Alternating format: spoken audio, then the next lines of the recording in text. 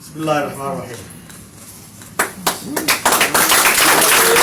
Embassy of the Republic of Somaliland. שגרירות הרפובליקה של סומלילנד.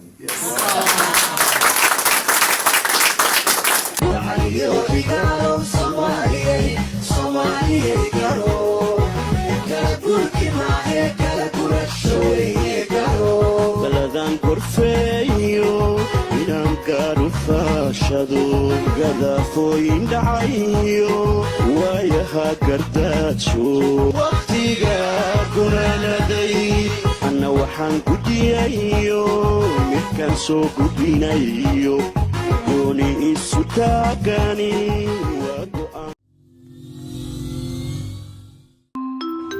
Welcome to Minnesota.